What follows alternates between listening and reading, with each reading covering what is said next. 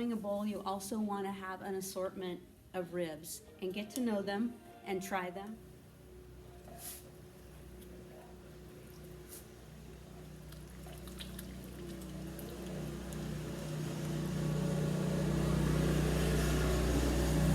This clay was wedged about 50 times, partly because it's so soft, I could, and also partly because getting it all homogenized only helps you on the wheel. Now you guys have seen the cone and the dome, and I know you've seen me push down on the center and push down on the side, and my side has been here, right? As long as you're pushing down on the center and pushing on one part of the side and not moving around, like now I'm over here because I found a different method.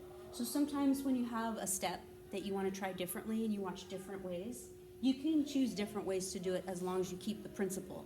The same principle is when I'm doming. There's one hand coming down from the top and one hand staying in one place on a side somewhere. It just happens that I'm on this side now. That's an easier method for me with a large piece. Now when I'm coning a piece for a bowl, I'm not trying to go really tall and narrow like the cylinder, because I'm lending the cone to what the shape will be.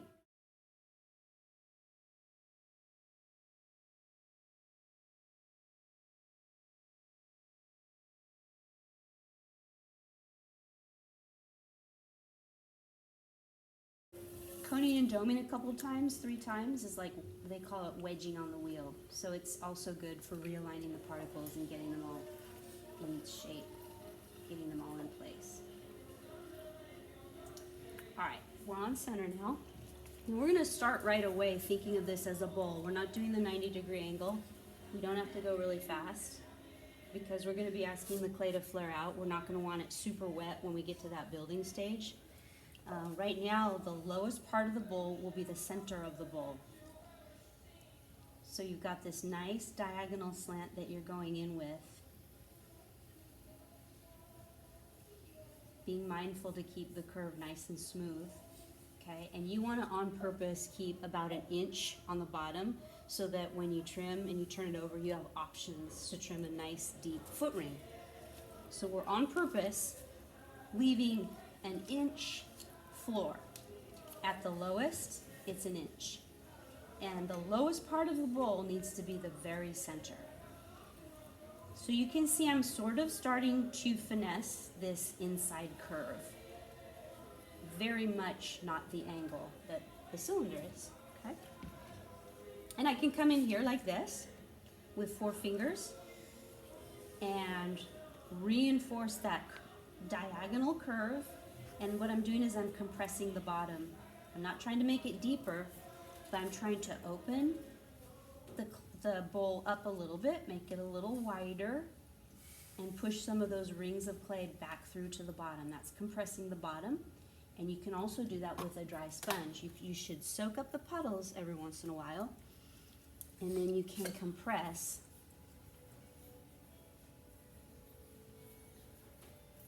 with the sponge. Compressing the floor makes it stronger, okay? So a lot of the things you see me doing with my fingers right now, I could be doing with a sponge also. A lot of the principles are the same though. We're still easy on, easy off. We're bracing one hand with the other. We're staying in one place. With a bowl, we define the inside first and the outside follows suit. Don't make the outside and then try to make the inside match it. We define the inside first and then the outside conforms to the inside. Now this bowl, this little bowl shape that you see right now from here to here, it's gonna get bigger. My first priority is sort of roughing out or mapping out the bowl shape. It's gonna get wider, but we're just mapping out the general shape. What we're gonna do now on the outside is we're gonna grow the walls up tall. We're gonna keep them thick. We're not trying to thin them out. We're trying to get them uniform, and they are going to slant, okay? So we're trying to pull a lot of this clay up into height, and it will slant a little bit, and that's okay.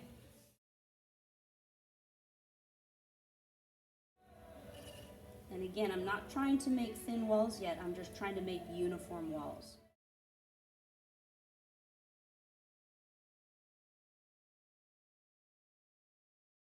And you'll need to go back in often and re-encourage that curved bowl shape, because you'll get rings in there like you saw, and you might have the very center being a way lower divot than the rest of the bowl, so you'll have to keep going in there and reinforcing and re-encouraging that. Okay?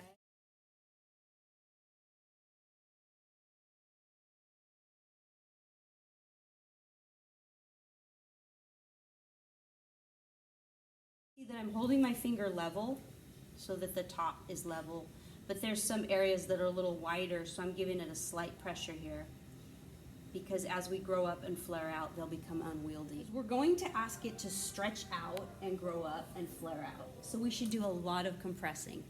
First, let's do a little forming on the inside. Ribs compress.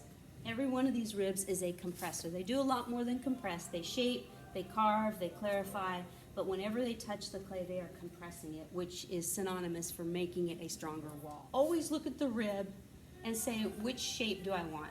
So ribs have, some of them, 3-4 different shapes you can make. So look at the shape that you want to encourage. For me, I'm gonna flare this out and use this shape.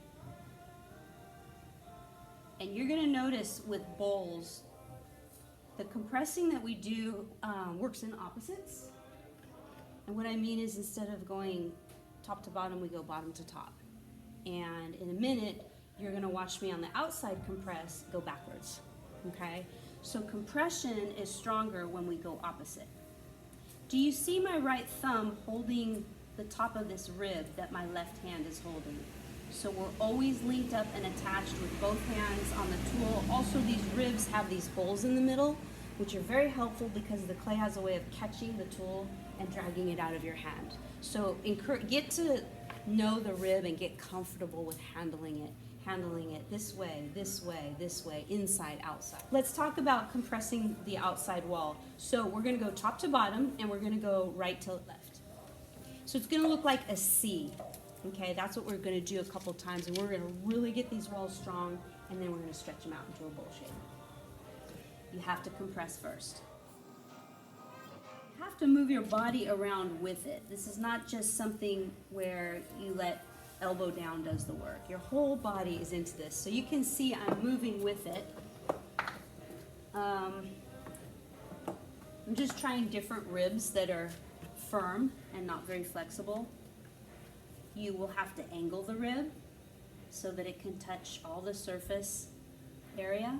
So we started high, we're ending low. We started to the right at 3 o'clock, and we're ending right in front of me at 6 o'clock. A little bit of compression on the inside as well. Starting at the top. The round part of the rib can also smoothen the curve that you created initially and reinforce it. I will get them as tall as I want them to be, and then I will do the flaring out.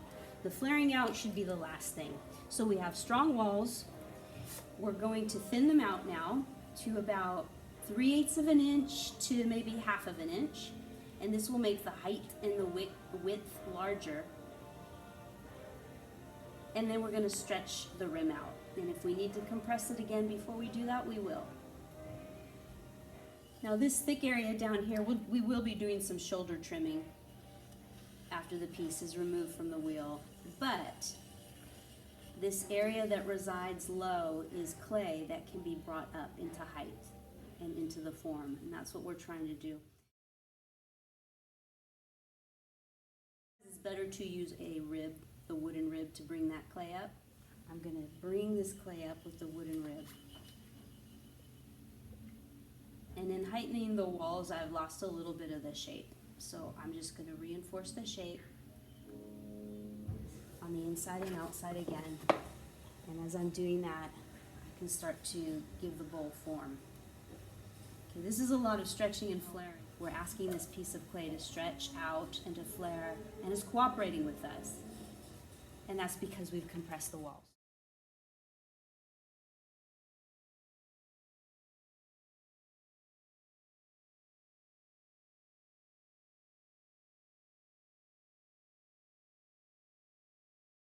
So that's our bowl form.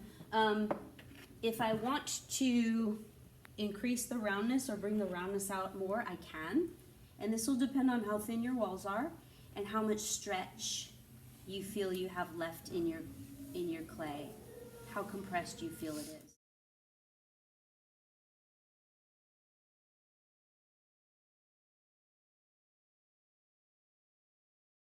The other thing is the counter pressure. So this rib on the right is forming the outside of the bowl, and the fingers on the inside are providing counter pressure. You have a rib on the outside and fingers on the inside, and you can also have a rib on the inside and fingers on the outside.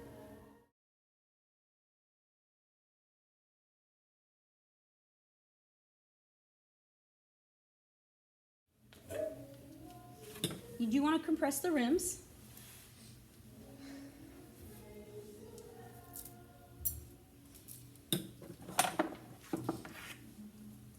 And even if you have a bat, you should at least make the pre-cut with holding the tool this way, because it just takes off a lot of that sludge. Because we're used to working with things that aren't that wide, and it's easy to hold this string nice and taut when it's small, we actually have to have the string as wide as the rim, because what will happen is when we get in partially, our hands will bump the rim, right? So make sure you've got a string that's long enough and you're pushing down on the wheel head so that you don't cut into the floor. Real taut wire, okay? When you see the wire on the other side, you've come through, and we're aiming for the floor there, up and opposite. And it might wonk out a little bit, that's fine, let it be. Don't try to correct it when it's wet. When it sets up, you can knock it back on.